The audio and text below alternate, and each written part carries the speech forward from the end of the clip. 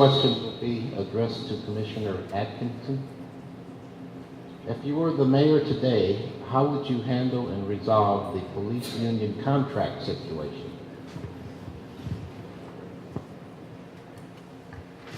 First of all, thank you for that question. It's a very important issue and one that has dragged on for far too long, much longer than it should have. Without the active presence of the mayor at the outset, the city manager apparently thought to fill the perceived void of leadership and took a very adversarial position with the public safety associations from day one. That was a major mistake. These men and women in uniform are our friends, our families, and our neighbors, not our enemies.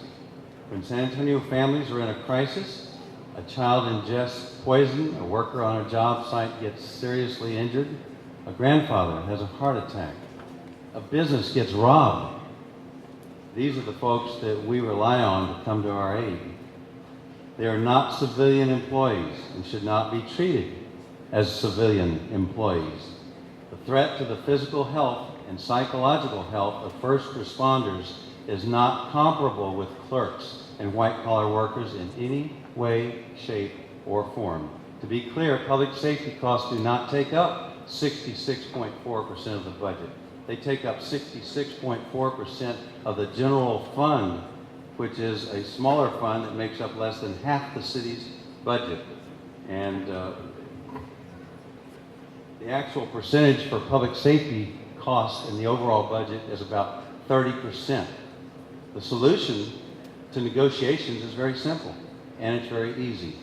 Bring in a federal mediator to determine which set of actuarial numbers should be used to make cost assumptions, then we can compare the competing proposals on an apples-to-apples basis. It will also get us out of this lengthy legal process that we have already spent $1.5 million in taxpayer money on. As your stay-at-home mayor, I will be there to ensure that we resolve this once and for all.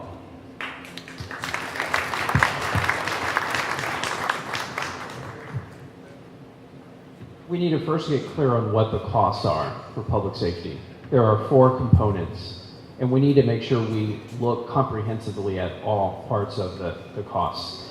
Number 1, salaries. 2, healthcare. There's been a lot of talk about healthcare, but there's also pension costs and the healthcare bridge component. As a council and as a mayor leading our council, I will make sure that we look comprehensively at these costs and ultimately we meet the bottom line requirement of ensuring that these costs do not rise faster than our revenue. We need to get this contract right. It can be a nationally competitive contract. It can actually be a contract that's better than any offering to any police force in the state of Texas. But it also needs to be financially sustainable.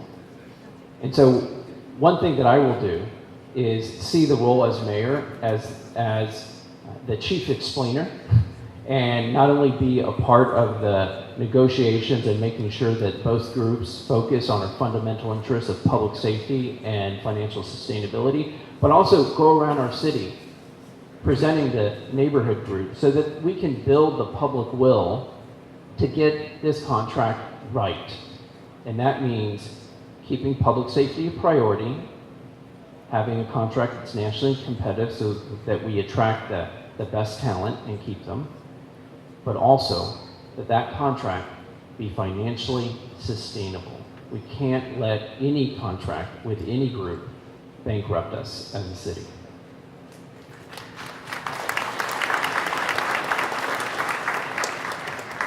Thank you very much. I've been waiting for this question, and that's why I made sure not to answer it in previous questions. You know, I think both of my colleagues here have focused on the nuts and bolts. They focused on numbers. We don't need an explainer. We need a leader. And the first thing you do is reestablish trust. You can't invite people to the table where there has been hurt and there has been distrust, so much so that there is no respect. I'm hoping with all my heart that Mayor Ivy Taylor and the current council are able to use before these elections that window of opportunity to sit down and to bring people to the table. Because it's in the best interest of the people of this community. But if not, the first thing I would do was to make sure that we reestablish that trust. Yes, it's about process. We all know the sacrifice of the men and women who are our first responders. And I readily admit I am the proud niece of a now deceased, very respected police officer and still have family on the force. Those families need to be compensated appropriately. They need to be well trained and they need to have the best equipment. But I know as mayor of San Antonio, I'm the best at bringing people back to the table and establishing that trust. To get to that sweet point that we honor and we make sure that they are compensated, but we also make sure that costs are appropriate. You know, we shouldn't be even arguing about this. Which should have already been done, but it isn't. What our real focus should be is on our neighborhoods and expanding and making sure that we have the right response calls. San Antonio is growing, soon to be the 5th largest city in America. We should be focusing on police and fire and in our new areas, making sure that every neighborhood is protected. As mayor, I'll make sure that we get this contract done.